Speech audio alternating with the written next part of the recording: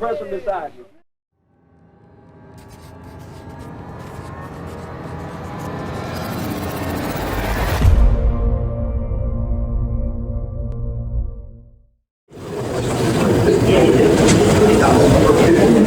Good evening. My name is Theodis Pace. I'm the president of the Kankakee County branch of the NAACP. This evening we have the opportunity to listen to the Illinois 7th District State Representative candidates who are on the November 8th ballot and to hear their views about their respective platforms. Note that we are on Zoom and Facebook Live this evening. This event will be viewed by audience from a variety of places, and they have the opportunity to ask questions as well. Again, we want to thank Mr. Steve Bertrand for the Kankakee Public Library. Again, thank you, Steve. Before we begin tonight, I want to remind everyone to turn off all personal electronic equipment. This event was organized by the Kankakee County Branch NAACP Political Action Committee. The purpose of our forum is to promote political responsibility through informed and active participation of citizens in government. The NAACP is a nonpartisan, volunteer-driven organization. In the interest of time, please hold all applauses to the end of the event. Bear in mind that we may not have time for all questions. The timer for the evening is Mr. Jess Gavin, our second vice president and Kankakee School Board member.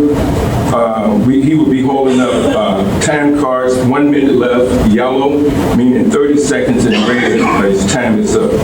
Our panelist for the evening is Ms. Claudia Noe, Political Action Committee member, lifetime member of the NAACP, Mr. Meese Lee, a 2021 school board candidate and supervisor at Aunt Martha, and the one and only Mr. Ron Jackson, divorced at WK, and we want to thank our panel.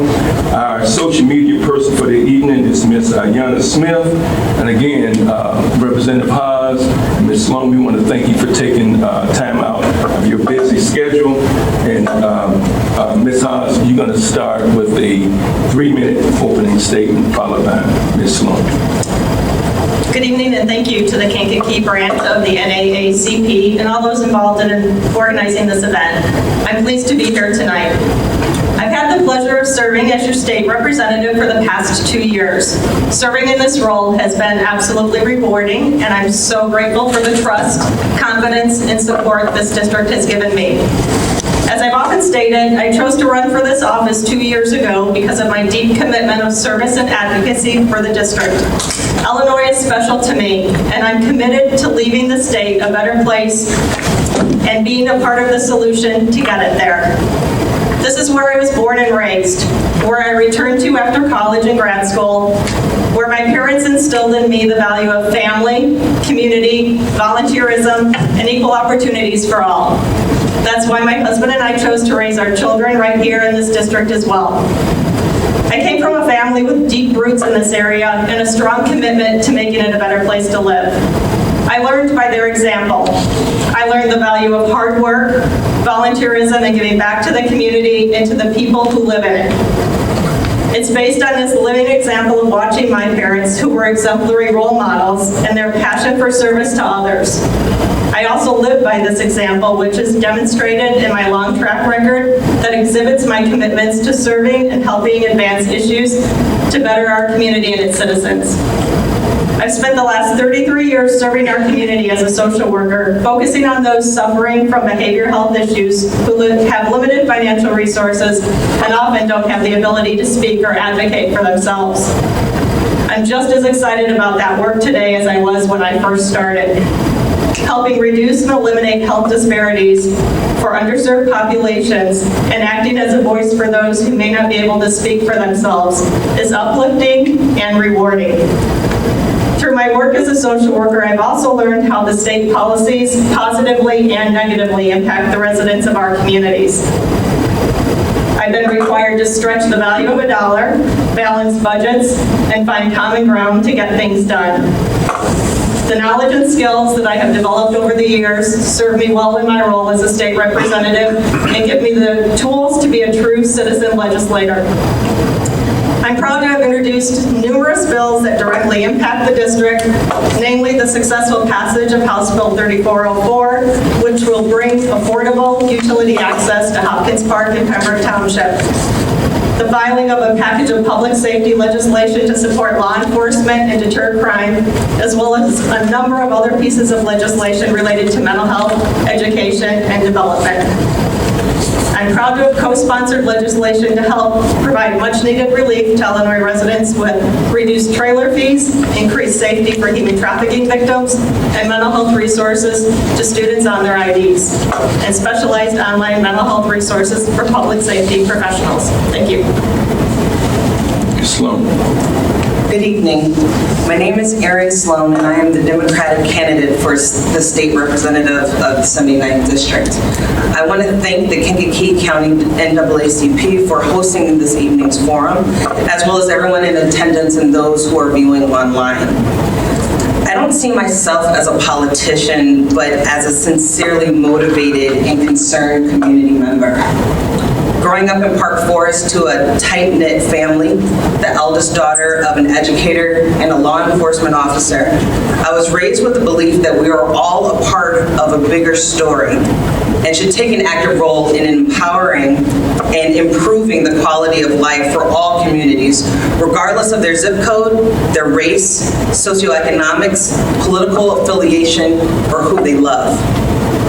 This serves as a foundation of my life and my campaign. I graduated from the University of Chicago with honors in economics and earned a master's from Northwestern. I have over 20 years as experience as a municipal finance banker and a business consultant. These experiences have given me the ability to identify opportunities, build teams, develop and implement strategic plans.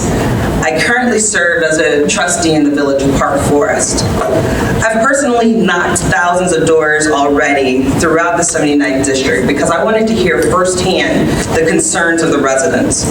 I met seniors who were worried about their ability to cover the skyrocketing costs of their prescription drugs and wondering how they would be able to safely age in their current homes. I met countless mothers who worry about their children's safety and the increase of senseless gun violence in their communities.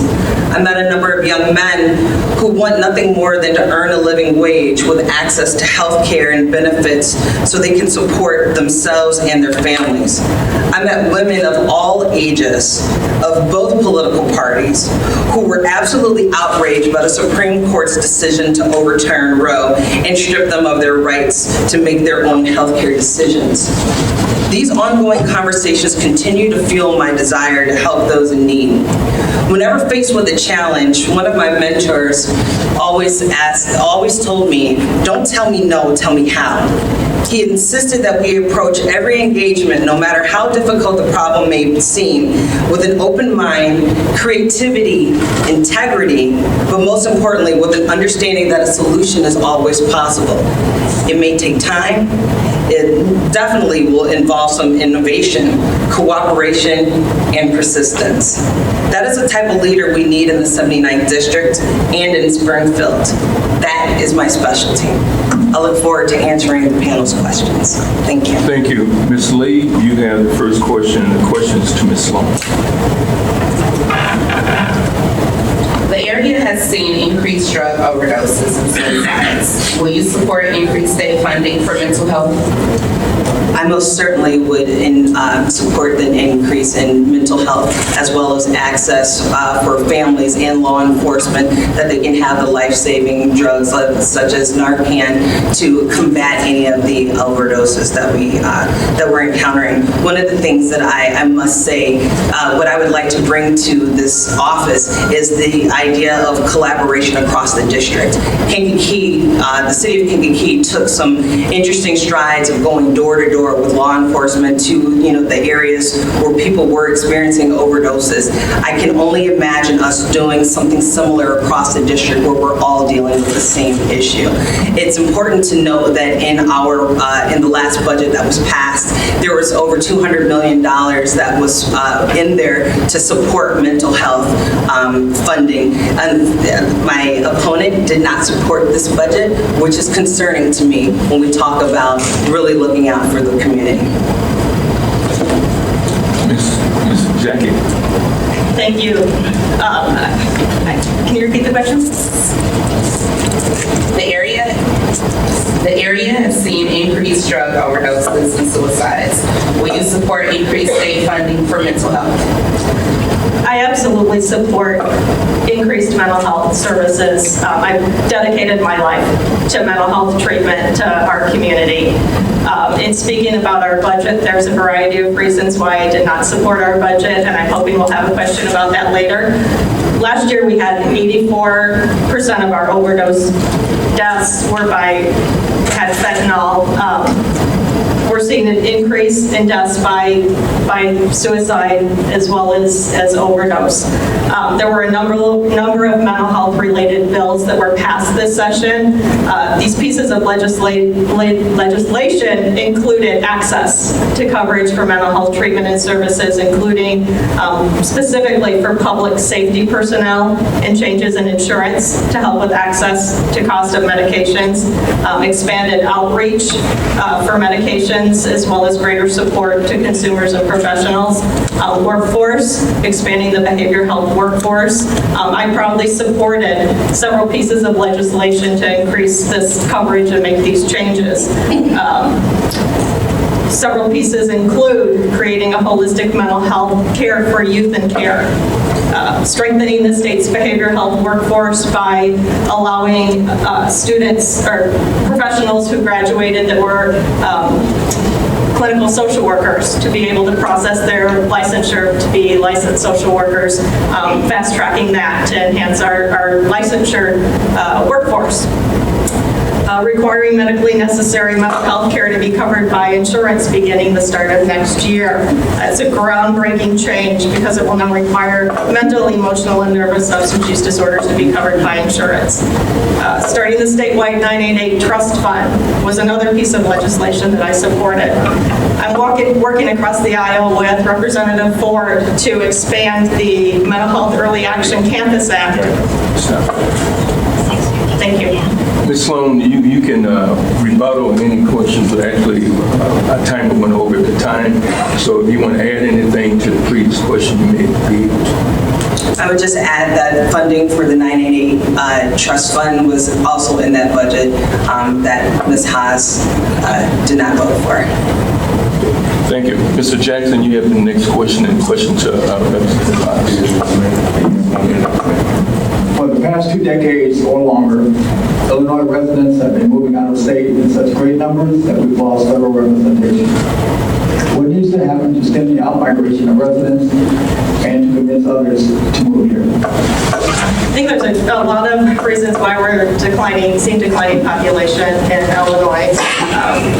Certainly crime has had an impact on why we're losing folks. We need to invest in our business to help people remain in Illinois. We need to remain competitive with our neighboring states. Our county, our district is a bordering state to Indiana.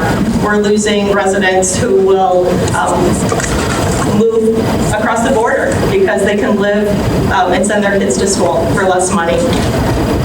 We have to focus on being education leaders as well as leaders offering opportunities in the trade, apprenticeship programs, getting our workforce back in Illinois rather than having them cross the border.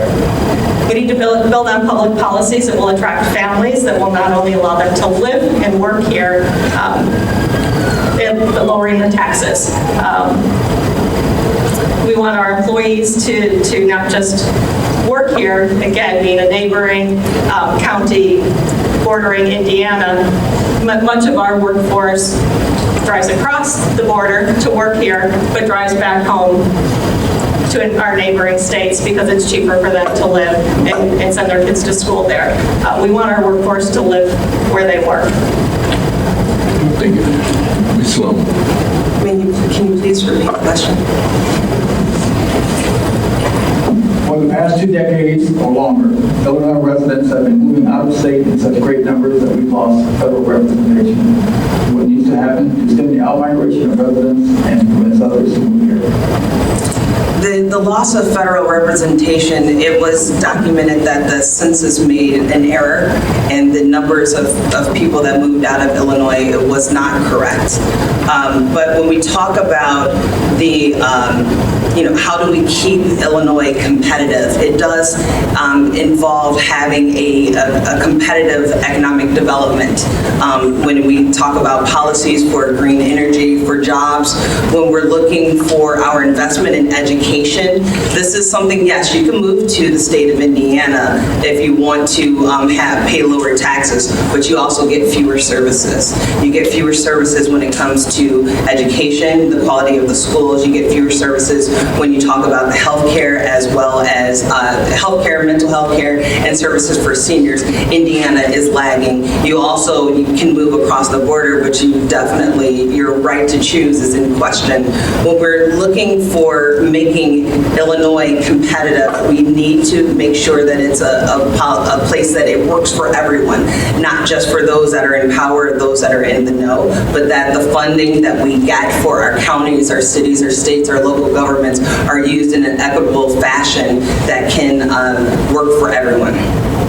Thank you. Ms. Snow, you have the next question. The question is to Ms. Slone. What plans do you have in place to increase economic development in the way of attracting businesses that pay competitive wages to the 79th District in general and to Kankakee County in particular? To any manufacturer or business that comes into the state of Illinois or to the 79th District, we want them to be good citizens. So we have the funding that is anytime that they request to come into our communities, oftentimes businesses are looking for abatements. Well, as a leader, I want to look for actual job placement. To have a requirement for you to hire from the county or from the district, for us to we have incentives in place for green jobs, for green manufacturing. There's already a number of manufacturers for electric vehicles that are coming into our state. We need to also make sure that the policies that we have also includes not just new electric vehicles, but also the retrofitting of existing vehicles such as buses and trucks and garbage trucks and what have you.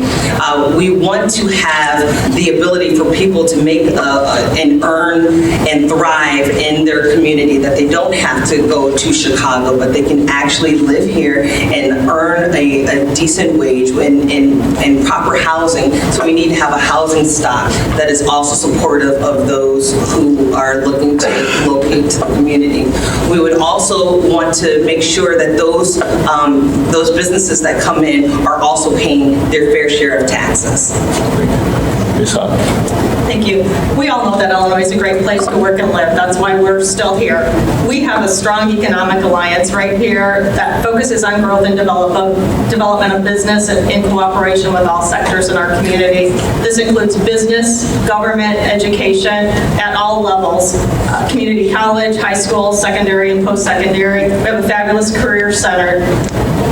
Works with apprenticeship and trades, building and trades, housing development, our Chamber of Commerce. The collaboration and network that these entities have created greater access and ability to leverage resources at the local, state, and federal levels to enable the growth that we need for our community to bring in jobs and business and livable wage jobs. I support legislation to reduce and eliminate overregulation and lessen mandates on that often overburden business, particularly small business. That overregulation often causes businesses to struggle, fail, and choose to leave the state, or if considering to come to Illinois, will choose not to come at all. As far as jobs, this networking that's going on with local schools and trades is absolutely phenomenal. There's relationships with our businesses where students can enter an internship or apprentice program and get their education paid for while they're working and enter when they leave school with a high-paying job. Those things are happening right now. Our municipalities are engaged in relationships to bring new businesses, business development, and are partnering with these institutions. Thank you. Thank you. So I want to just add something that Ms. Slone mentioned. So let's, before we go to Mr. Jackson for the next question to you, Representative, let's talk about the Clean Energy Job Act and renewable energy and how it currently creating various jobs, and then we can go to Ms. Slone with questions. Sure, absolutely. So that was a piece of legislation that I certainly supported. We heard a little bit about it in the prior presentation. We're reliant on our nuclear power plants, which provide a great deal of not just energy, but jobs to our economy here. I was a yes on that bill. Not only brings in jobs, but tax dollars. We have a great partnership also with renewable energy with our local community college. If you haven't had the opportunity to visit their solar program there, students from that program are being recruited while they're still working in that program and entering the workforce and being hired into the workforce at high livable wage jobs before they even graduate from that program. It's a phenomenal partnership with our local community college, and we're very fortunate to have that here. That program is growing by leaps and bounds. Thank you. Ms. Slone, you mentioned about buses, and so how would we create the 1,000th job environmental solution with the Clean Energy Job Act? The Clean Energy Job Act is, I think, the most instrumental piece of legislation that get us to a sustainable point as far as our energy infrastructure is concerned. Yes, Illinois has the largest nuclear power in the country, but the idea that we have solar, we have hydroelectric, we have wind energy for our students to be able to be trained, not just the young people, but you also have a number of those who are working downstate who are in the coal mining, to be able to retrain them for the jobs of the future versus the jobs of yesterday is what we need to have. We also need to have the infrastructure to power these electric vehicles, for us to power our water plants. My community, Park Forest, just had the ribbon cutting on a solar installation that was powering 45% of the power that's needed to generate our water plant. This saves taxpayers money as well as created new jobs for the public. So this is the only way that we can actually prepare for the future, is by retraining and training our young people. Thank you. Mr. Jackson, you have a question to Ms. Slone. This question is from the audience. Will you be a full-time representative, meaning no other job except to represent the 79th district full-time? Yes, I'm already, as a candidate, I have been able to ratchet down my hours for the nonprofit that I work to half-time, and when I am elected, I will be a full-time representative, where the sole, so there are no conflicts of interest, that my sole focus will be on the residents of the 79th district in the state of Illinois. Representative Haas. Thank you. I have been working for the past 2 years at a not-for-profit as well as the 79th district, and have been able to successfully complete duties at both without an issue. Ms. Lee, you had the question to Ms. Haas. Another question from the audience. So taxes are high in Illinois. Being that it was stated that you're going to reduce taxes, how and what programs are you willing to cut? So it's always a challenge when you look at trying to cut programs, and ideally, I don't think we want to cut programs, right? We had had heard mention of the budget a little bit earlier, and one major reason that I didn't vote for the budget this year, although like many bills that we see, there are good things in most bills and perhaps some not so good things in some bills. The budget that we had this year was a $46.5 million budget. There was a huge influx of some federal dollars that put our spending up, but we're going to, our operational budget increased our spending by about 10%, but our revenue after this year, because of the influx of that money, is going to, our spending is going to outpace our revenue. So what we need to do rather than cut programs is cut out the pork. And the unnecessary wasteful spending needs to be cut. Thank you. Ms. Slone? Can you please repeat the question?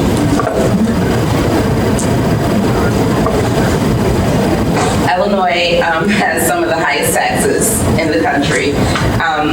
It was stated that taxes are going to be reduced in some form. How and what programs are you willing to cut? If you look at your property tax bill, in any community, on average, from 50 to 76%, that's the band of your property taxes actually goes to education. Illinois needs to make education a budgetary priority. The state right now, in our constitution, it says the state may fund up to 50%. Right now, it's only 30%, and that's a 5% increase since Ronner left office. Our children are our priority, but our property taxes, because the state is not doing their fair share, the burden comes down to our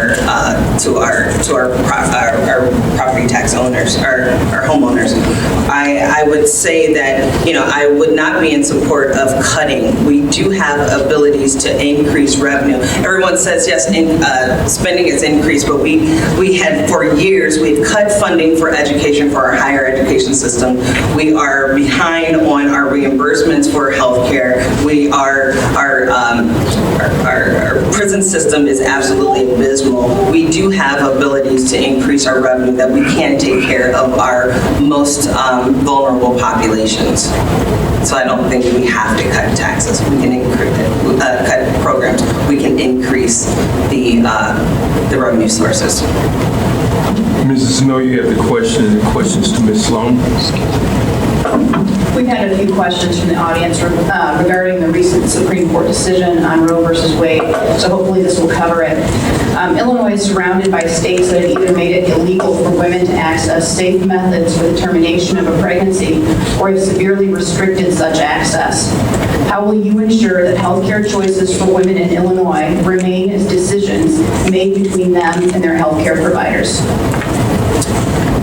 We cannot know all of the reasons that the many personal and medical circumstances behind someone's decision to terminate a pregnancy.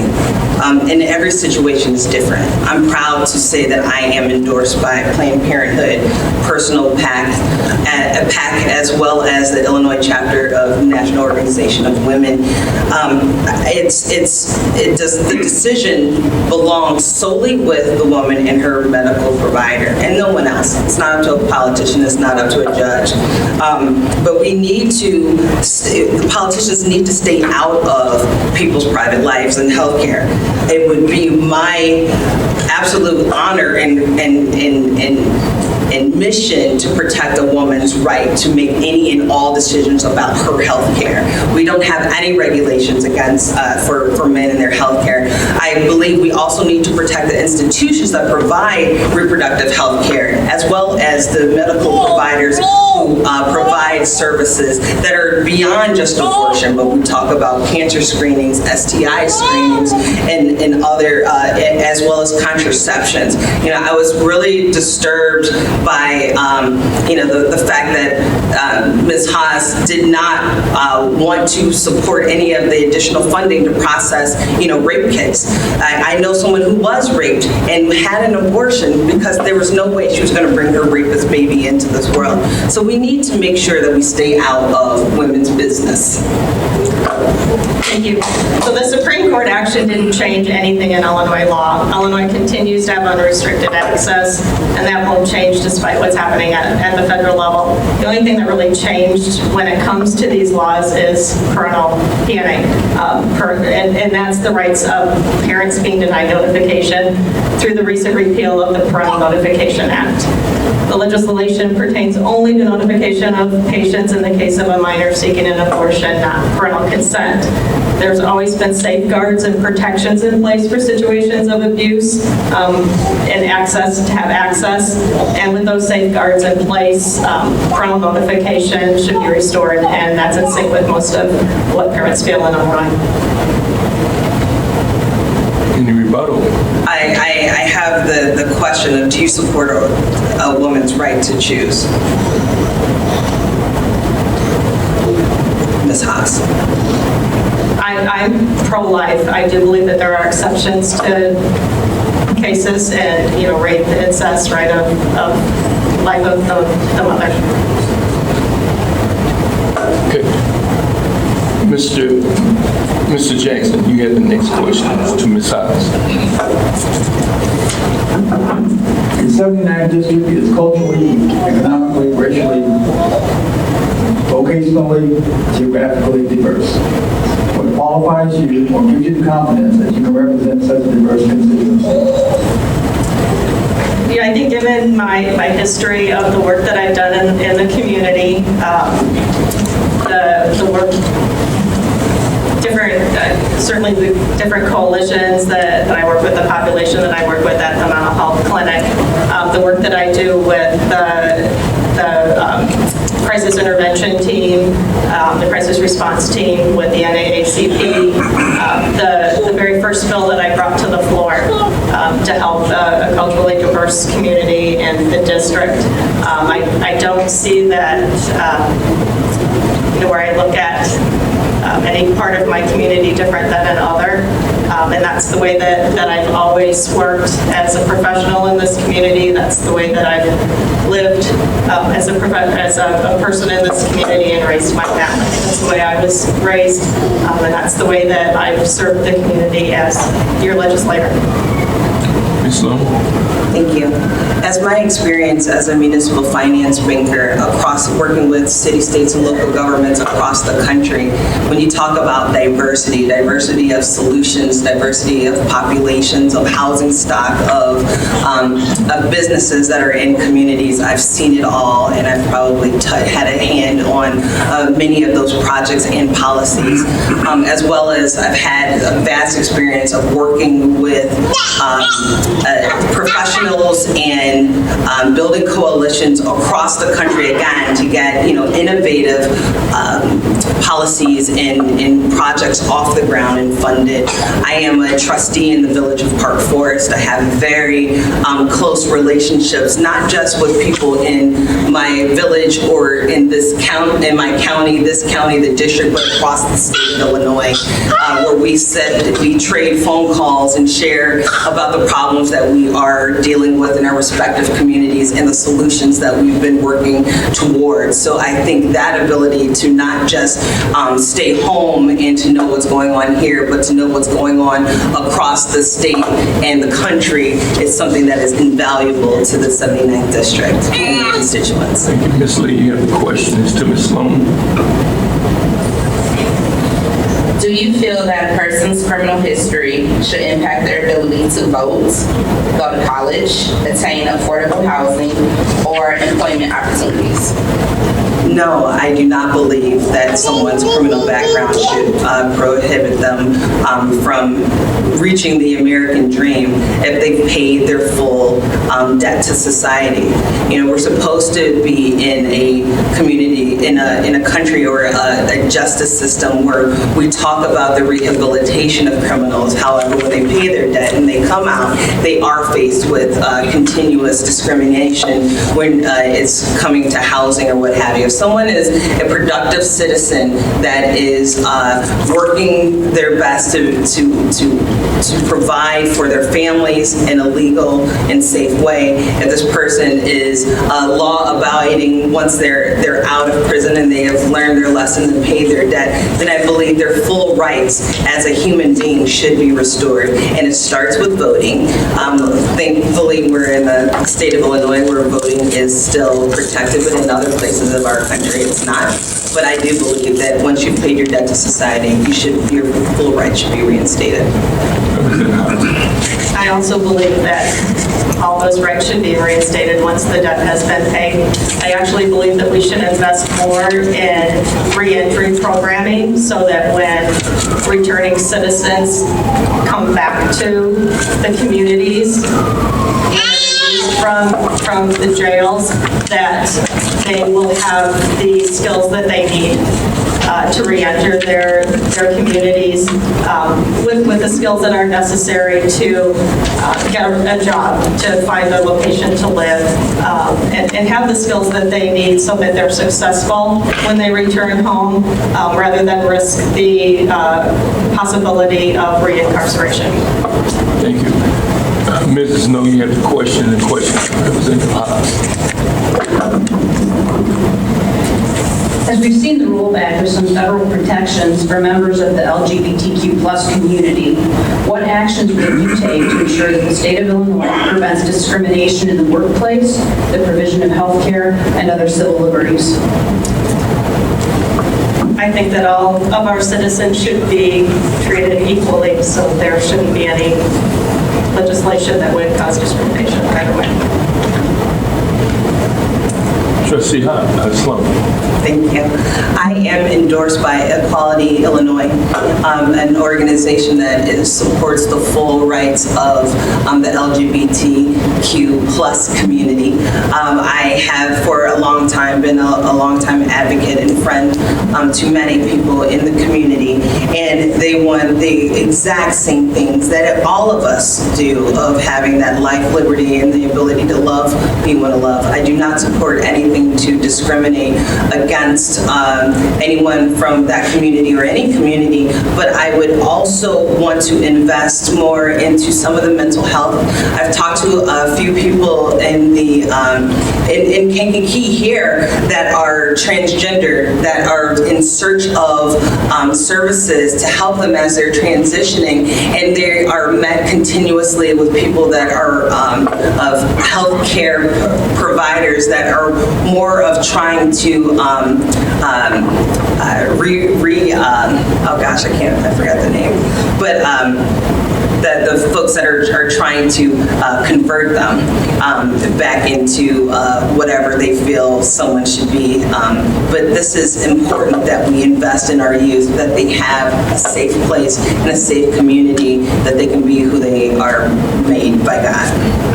Representative Haas, you're going to have the same question, but Trustee Slone, if elected, what initiative will you take to ensure guardian funding and these people, individual that we just related to the question, find their place? I think if we don't have the mental health care providers locally, that we can expand as far as telehealth accessibility for people, that it can be covered under Medicaid if necessary, for them to have access to the mental health care that they're looking for, as well as make sure that there's funding that's appropriated specifically for that.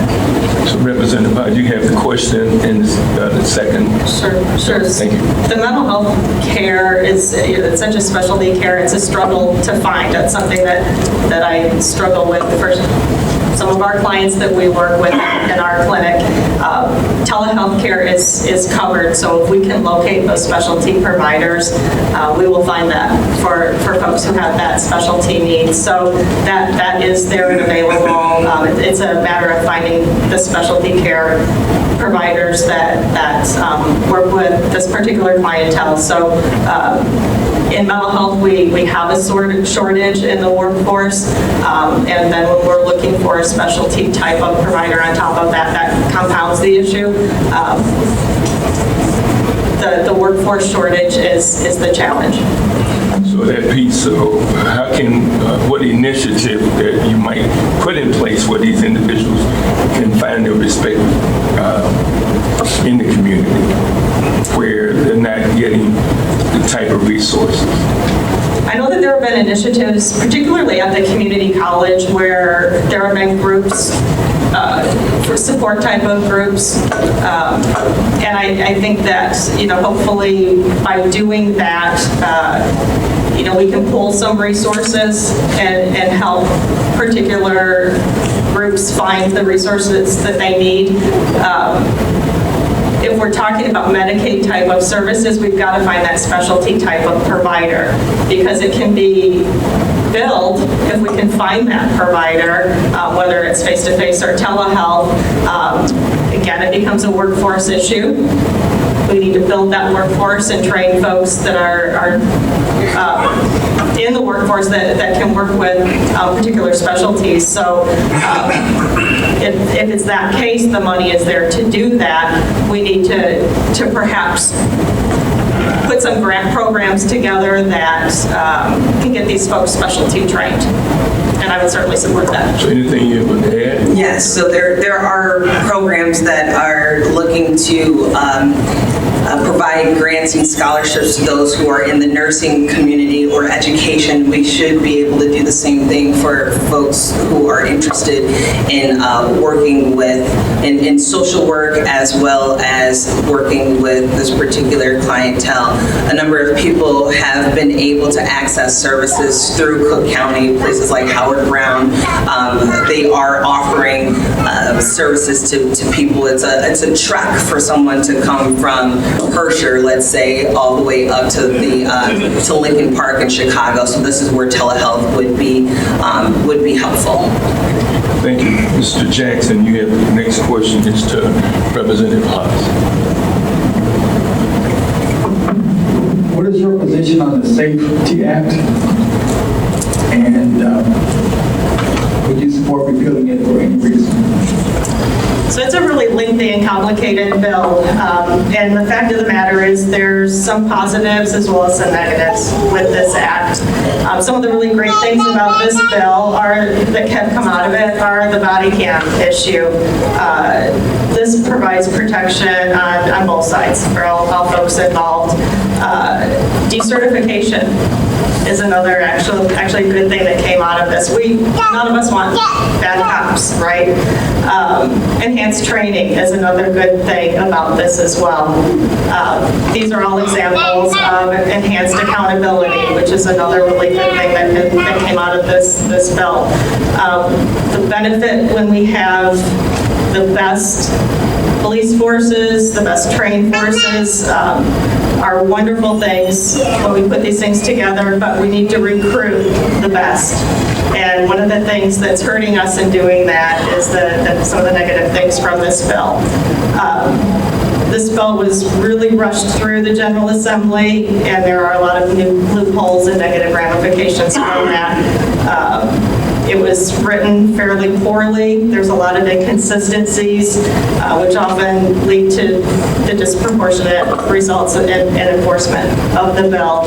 And that's where we're struggling with where it's at and how it will be enforced come January 1st. The Supreme Court Task Force is struggling with how to implement it because of this.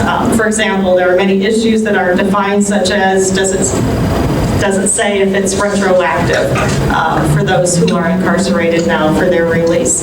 It doesn't say if it requires a detention hearing for everyone. Ms. Slone? We need to build a justice system that works for everyone equally and fairly, regardless of your race, your gender, or your access to wealth.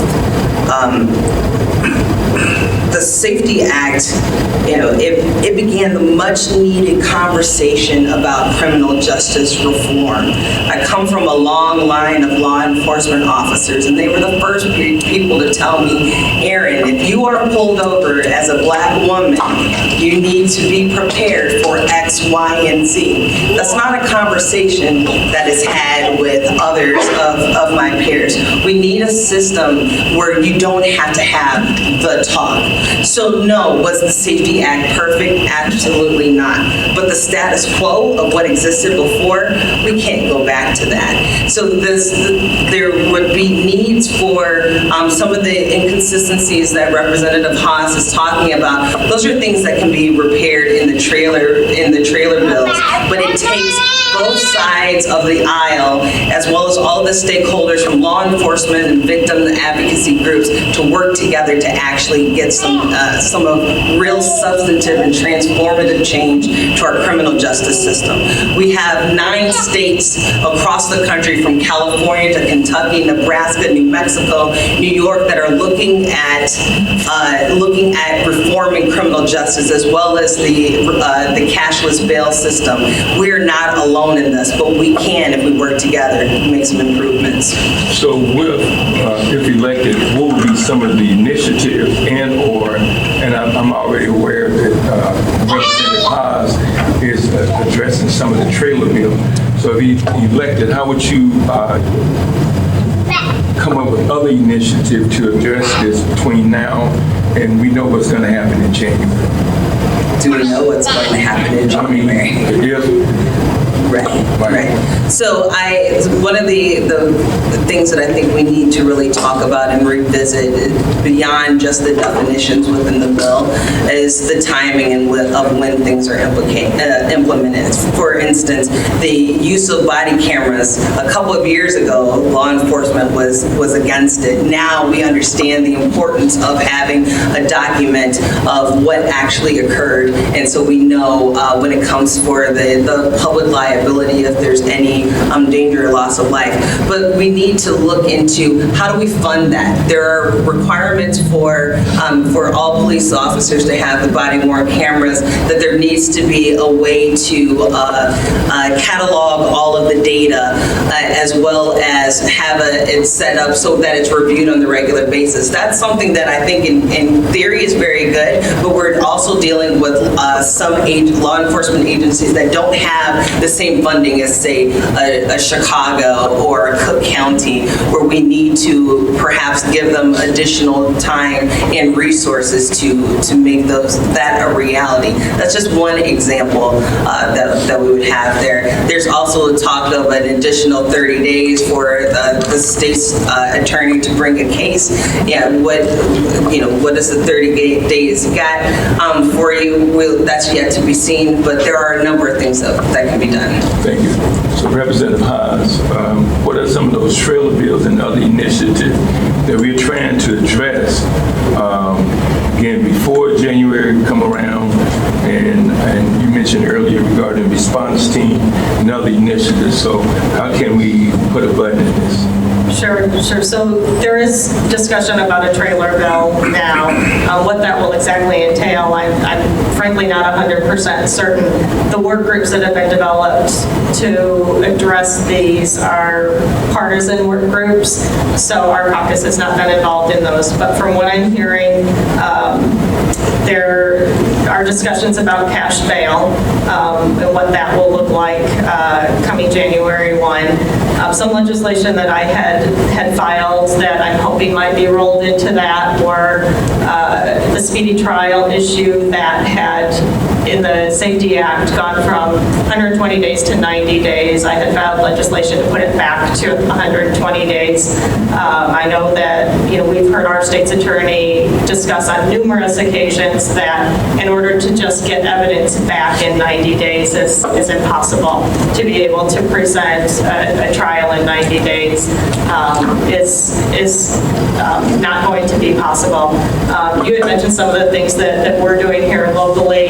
The crisis response team is a team that's put together to review cases when there's either questionable behavior, an officer-involved shooting, or a death. And I'm exceptionally proud of the work that our community is doing with relation to that, and frankly think that that should be written into the bill and that we should be used as a role model for that. It involves the NAACP, our public safety stakeholders, leaders in the community, and all of our police departments in the community have adopted the 10 shared principles, and we should be proud of that. Thank you. Ms. Lee has the next question. I'm sorry. I had one question. There was something that Representative Haas said that was quite concerning to me, is that her caucus has not been involved. There's no way we can make any real progress unless there is involvement from everyone. Because if you're not involved, then the only answer is to obstruct, and that still doesn't get us to where we need to be at the end of the day. We have to have all of the groups working together. I agree, and that was part of the major flaw with the original bill, is it was one-sided, and I appreciate that feedback. And just, as recent as today, our caucus wasn't involved, and it needs to be a collaboration. Communication is one thing that's significantly lacking in a lot of our legislation, and that's, I think, why I keep going back to what we're doing here locally in our community. We have some fabulous bipartisan relationships and communication, and it involves all of the parties that are involved. And that's why we're so successful with our crisis response team, community policing, with, gosh, I can't think of the other police, the CRT. And that's why we are successful here in our community. I think that, again, should be a role model and a part of this act as well. Thank you. Ms. Lee, you have the questions to Representative Haas. To kind of continue with the Safety Act, part of it was the Pretrial Fairness Act, which includes the presumption in favor of release of people that are being charged with misdemeanors, traffic offenses, and other petty offenses, provided that the defendant is not deemed a risk to the community by the arresting officer. So we're putting, with the Safety Act, the idea that an officer can say, well, I'll just write you a citation and let you go. Or a judge, can say, well, if they are, we deem them to be a flight risk. Are you in support of the pretrial fairness of those that are being charged with petty offenses? I think we need to look at the individual and what their prior offenses may be, and look at it as an individual case. If we have somebody who's committing a dozen 25 petty offenses, then I think we need to have that discretion be left at a higher level, perhaps at the judge as opposed to a police officer.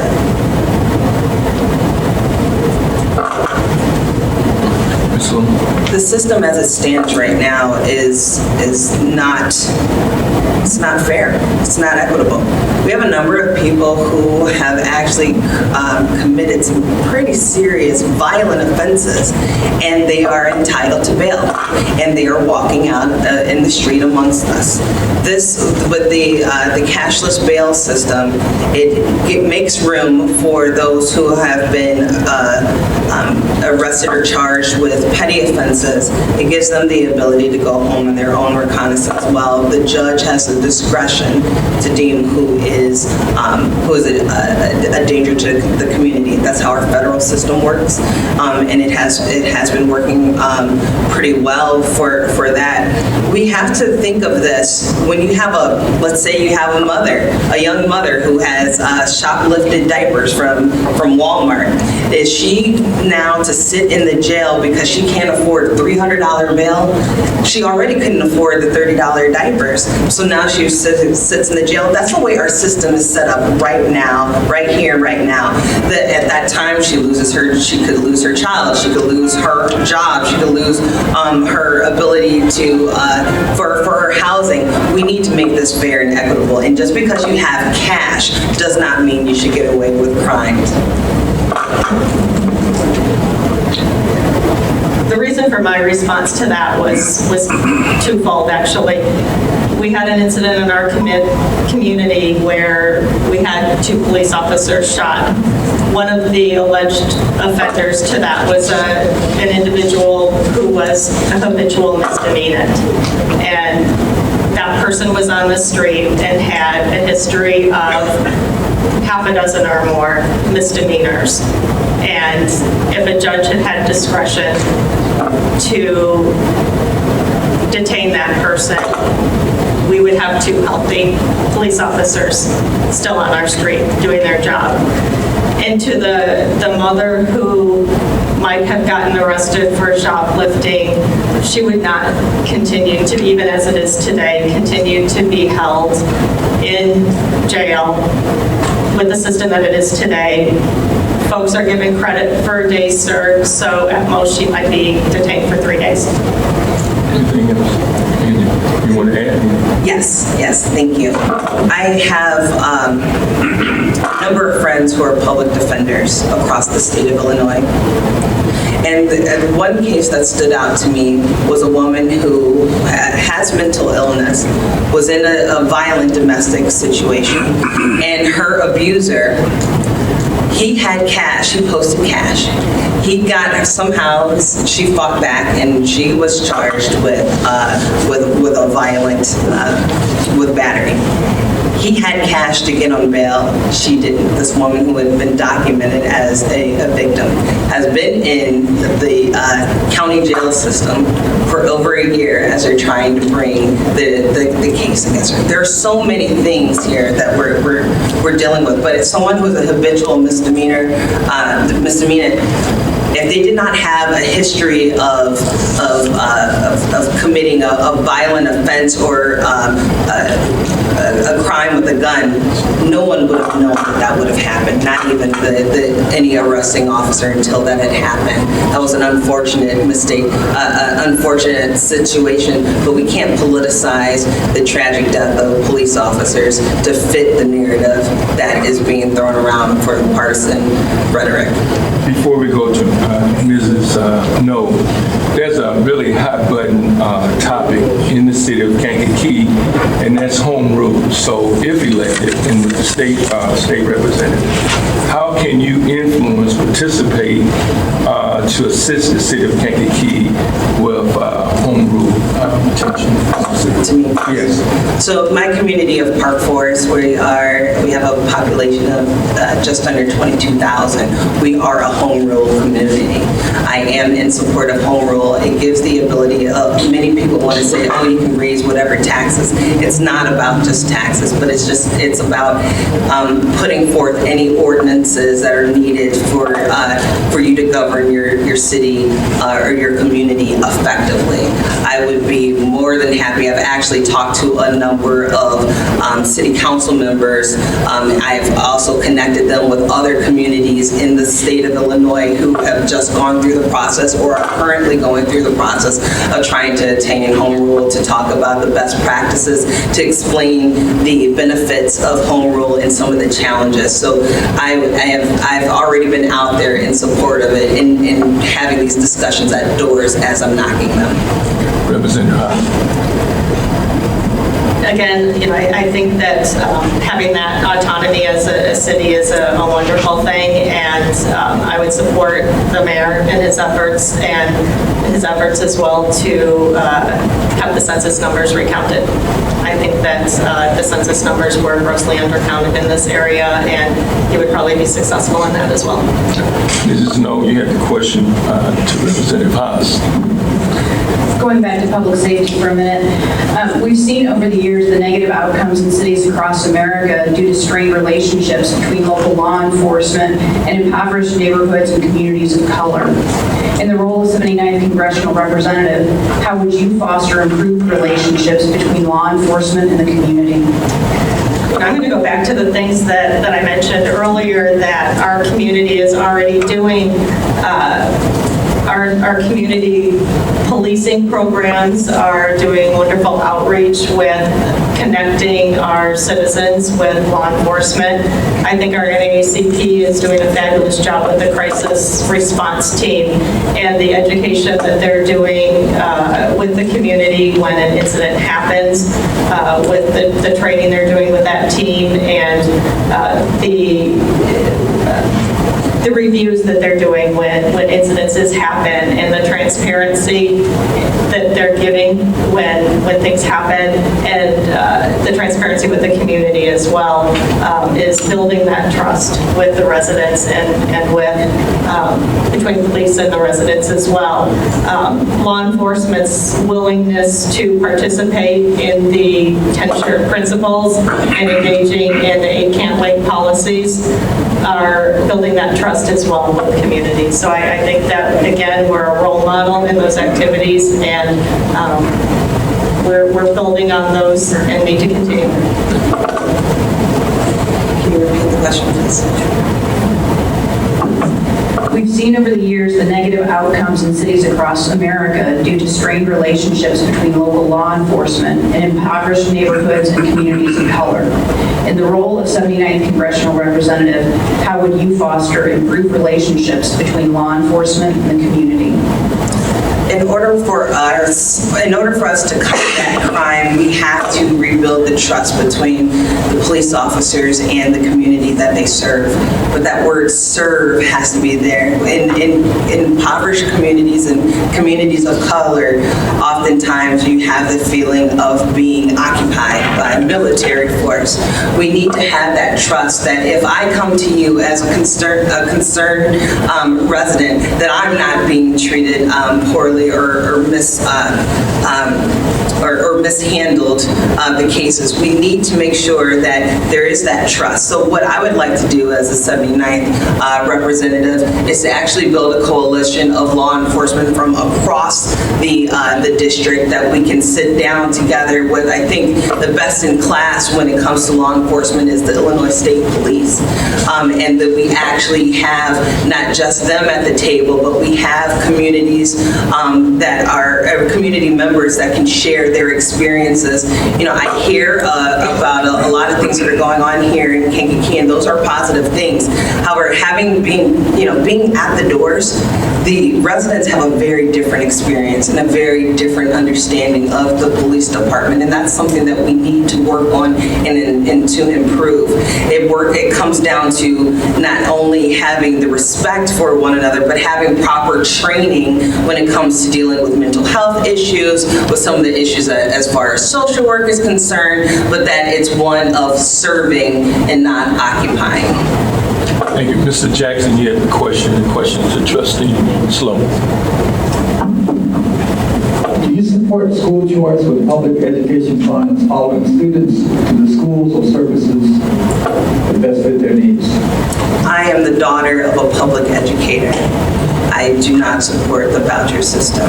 I think the reason that our public schools are struggling is because we've basically given up and checked out. There are things that we can do to improve the system. Starts with funding, but I have to say when we talk about school choice, when you look at the performance of charter schools, they're not better than our public schools. They might have a shiny coat of paint, but you have at times where educators who do not have the same certifications or as high as certifications as those who work in the public schools. The voucher program that we have right now in the state of Illinois that was passed through during the Rauner administration is really a smoke and mirrors that allows rich people to not pay their share of taxes, to go into the public school system, and why we're underfunded as we are right now. So no, I do not support vouchers or school choice. Mr. Slone, policy. We have to fully fund the EDF program before we even look at anything outside of that. There are students that are in a voucher program now. I don't think that we should take that away from them. They need to finish their schooling. where they're at. But I'm committed to fully funding the EBF program and continuing with that. Thank you. We will have the last question from Ms. Lee from the audience and the panel, starting with Representative Haas. Being that we're in the Midwest and there's a ton of farmland around, how would you support farmers with the ability to produce production and become a hub, so to say, to provide food opportunities for America? Our farmers really are the backbone of the Midwest, and I think that we need to support them in a variety of ways. There are ways that we can support them through their insurance programs, through benefits for their crop production, and equipment programs, and their fertilizers and the biodiesel, and I wish Patrick were still here to talk about his biodiesel bill that just went through. Completely support using that. Dual cropping. This year is the first year that I believe it's the first year that they're able to actually insure for dual cropping. They are really, truly the backbone. We wouldn't be able to eat, right, if we didn't have them. There were some provisions in some of the bills that I think that was one of the big questions with the CJIP bill that the farm producers were struggling with was, eminent domain with some of their property. That was, when we heard in the earlier panel, the biggest challenge with the yes votes on that. Certainly opposed to eminent domain for that. We want to protect the farmland that we have and support our farmers with the programs that we have available for them. Slone. The state of Illinois has two things that are, I think, our biggest assets. We feed the world, and we also have world-class universities here. And in these universities, we have a number of researchers that are doing amazing things when we talk about increasing crop yields. Representative Haas talked about the ability for double cropping. These are things that Illinois, we rolled it out as a pilot program for the biodiesel. There were folks that were working on that 10 years ago. I remember financing one of those programs. These are there are a number of incentives that we can provide for and support that we can provide for our farmers to make sure that they continue to innovate, that we can do more to feed the world. We just had the President Biden signed in, our ability to not only make microchips, but for us to create, to make our own fertilizer here. We need to have a fertilizer manufacturer in the state of Illinois. I don't understand why this isn't one of our biggest exports, right? Because we have the need already here in our state that is job creation, that is improving our economy, and it would also be improving the yields for us to feed the world. On behalf of the officers and members of the Kankakee County branch of the NAACP, we'd like to thank both of you all for coming out tonight. Before you get to your 3-minute closing statement, we'd like to thank Mrs. Claudia Noel, Mr. Ryan Jackson, and Ms. Junice Lee, Ms. Ayanna Smith, and our timer, Mr. Jess Allen, and Mr. Steve Bertrand, Director of the Kankakee Public Library. Ms. Slone, you have 3 minutes for your closing statement, followed by Representative Haas. Thank you. Thank you. As you've heard tonight, we're dealing with complex issues, not just in the 79th district, but across the state of Illinois. There are no simple solutions here, and anyone who says that is selling you a bill of goods. The new 79th district needs a proactive and vocal advocate in Springfield who can put politics aside and encourage community stakeholders to engage in civil, collaborative partnerships across the region and state to explore long-term solutions. Given the opportunity to be your state representative, I will vote to reinvest in our public education system system and activities for our youth. I will vote to invest in upgrades for our aging infrastructure. I will vote to support economic development and vocational and workforce development training. I will vote to keep our communities safe by allocating funding to get more officers on our streets and provide resources for state-of-the-art technology to solve crime.